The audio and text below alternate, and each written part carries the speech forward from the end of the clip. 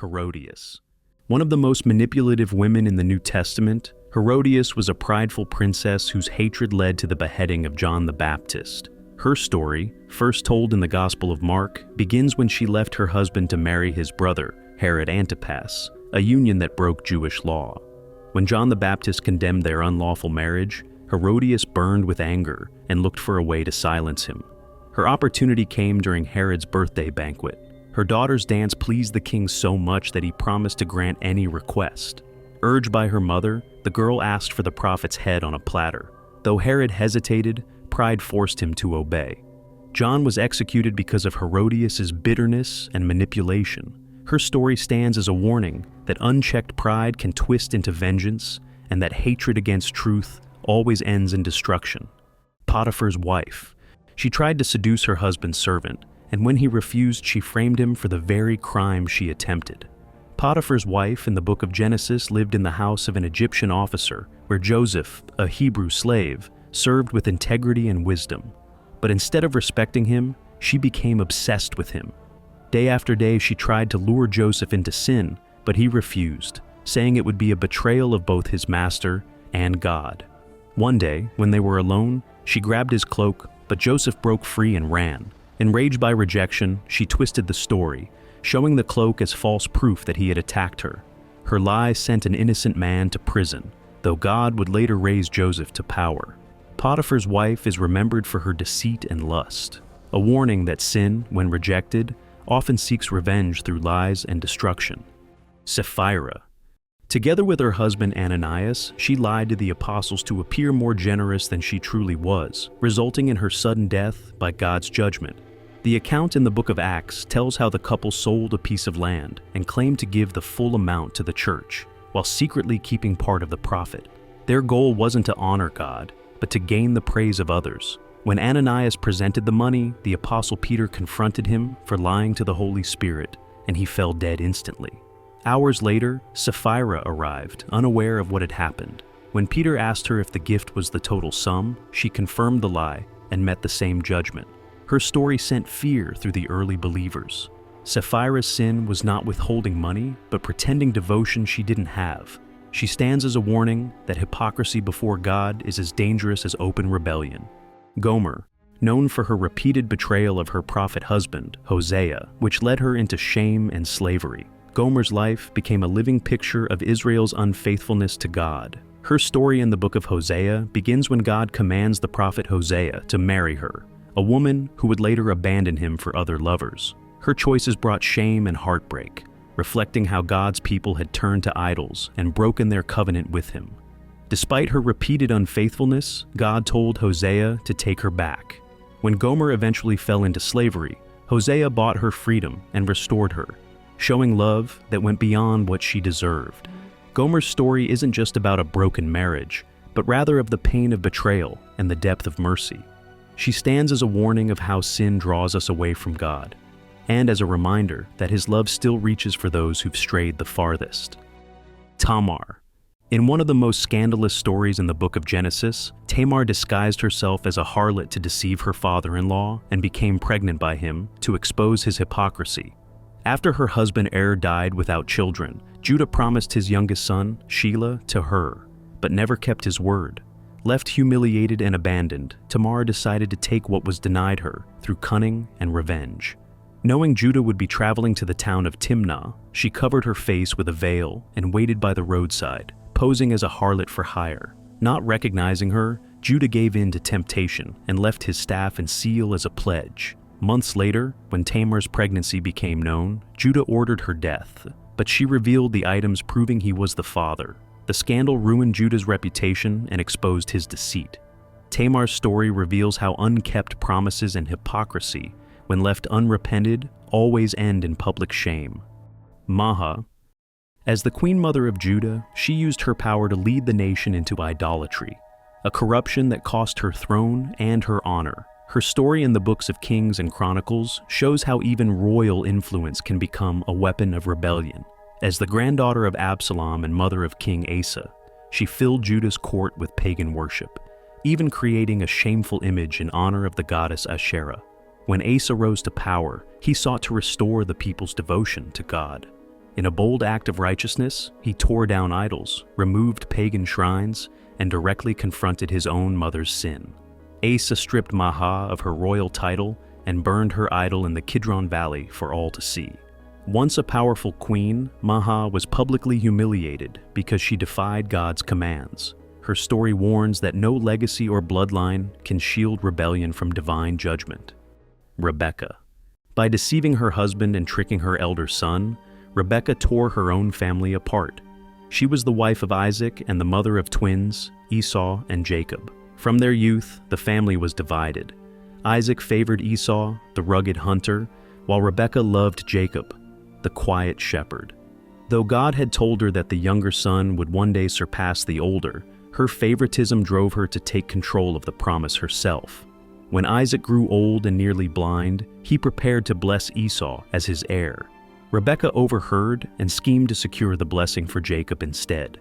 She dressed him in Esau's clothes, covered his hands with goat skins, and guided him through a lie that deceived his aging father. The plan succeeded, but tore the family apart. Esau's anger forced Jacob to flee, and Rebekah never saw him again. Her story warns that even sincere intentions, when driven by favoritism and deceit, can end in heartbreak. Peninnah. Out of jealousy, she cruelly taunted another woman for being childless, humiliating her even in the place of worship. In the book of Samuel, Elkanah had 2 wives, Peninnah, who had children, and Hannah, who did not. Instead of showing kindness, Peninnah used her fertility to mock Hannah's barrenness, provoking her every year during their visits to the tabernacle in Shiloh. Her constant ridicule pushed Hannah to tears and sorrow, even when she came before God in worship. But where Peninnah's pride caused pain, Hannah's faith brought hope. She poured out her heart before the Lord, and God answered, blessing her with a son, Samuel, who would become a prophet and leader of Israel. Peninnah's cruelty brought her no joy and left her forgotten in history. Cozbi. A Midianite princess who seduced an Israelite leader to commit idolatry and defy God's command, which led to a deadly plague upon Israel. The story in the book of Numbers describes how Moabite and Midianite women seduced Israelite men and led them to worship the false god Baal. Among them was Cozbi, who brazenly brought an Israelite leader named Zimri into her tent, openly defying God's law in front of the whole assembly. Their defiance provoked God's anger, and a devastating plague swept through the nation, killing thousands. It ended only when Phinehas, the grandson of Aaron, acted in zeal for God and struck both of them down, stopping the plague immediately. Cozbi's sin was not just immorality, it was leading God's people into idolatry. The Witch of Endor. She helped King Saul summon the dead prophet Samuel, an act that defied God's law and sealed the king's downfall. Her story in 1 Samuel 28 unfolds during Saul's final days, when fear and silence from God drove him to desperation. No longer hearing from prophets or dreams, Saul disguised himself and sought out a medium, a practice God had strictly forbidden in Israel. The woman living in Endor was skilled in communicating with spirits, and though she feared the penalty of death, she obeyed Saul's request once he swore to protect her. When she called up Samuel's spirit, the message was not comfort, but judgment. Saul's kingdom would fall, and his death was near. The Witch of Endor's actions brought temporary answers, but eternal regret. Her story shows the danger of seeking forbidden power, that when people turn from God for guidance, they open the door to their own destruction. Job's wife. After losing everything, she told her husband to curse God and die. Found in the book of Job, her story follows the collapse of Job's world. He had lost his children, wealth, and health, yet still refused to speak against God. Watching him in pain, his wife reached her breaking point. Instead of standing with him, she urged him to abandon his faith and give up hope altogether. However, Job rebuked her gently, reminding her that faith means trusting God through both blessings and trials. While her words came from deep grief, they exposed the danger of letting sorrow turn into rebellion against God.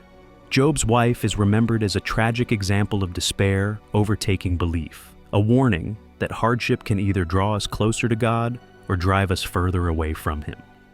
Lot's daughters. After making their father drunk, Lot's daughters deceived him into making them pregnant to preserve their family line. Their story in Genesis 19 unfolds after the destruction of Sodom and Gomorrah, Believing that no men were left alive and fearing their family would die out, the two sisters devised a disturbing plan. On consecutive nights, they gave Lot wine until he was unaware of his actions, and each slept with him so they could bear children. Both became pregnant. The older gave birth to Moab, and the younger to Ben-Ami, ancestors of nations that would later become enemies of Israel. Their act was born out of fear, but it produced generations of conflict and shame. Jezebel, a Phoenician princess who murdered prophets, spread idolatry, and ruled through manipulation and bloodshed, making her one of the most wicked women in the Bible. In the Book of Kings, Jezebel married King Ahab of Israel and used her power to replace the worship of God with that of Baal, a pagan deity whose cult included vile and immoral practices. Under her influence, Israel fell deeper into corruption. She ordered the slaughter of God's prophets and installed hundreds of Baal's priests in their place. When Ahab coveted Naboth's vineyard, Jezebel forged letters, framed the innocent man, and had him executed so her husband could seize his land. Her cruelty eventually brought judgment. As the prophet Elijah foretold, Jezebel was thrown from a window, trampled by horses, and eaten by dogs. Her name endures as a symbol of pride and the terrifying end that comes to those who defy God. Athaliah. As the queen consort of Judah, she ordered the massacre of the royal family and slaughtered her own grandchildren to seize the throne. Her story in the books of Kings and Chronicles is one of ruthless ambition and bloodshed. The daughter of Ahab and Jezebel, Athaliah carried her parents' corruption into Judah's royal line. When her son, King Ahaziah, was killed, she saw an opportunity to claim power for herself.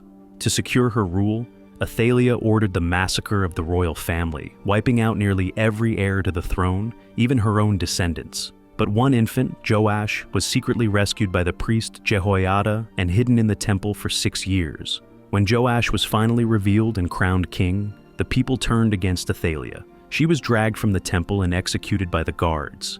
Athaliah's legacy is one of blood and betrayal, a chilling warning of how ambition without conscience leads to self-destruction. Delilah.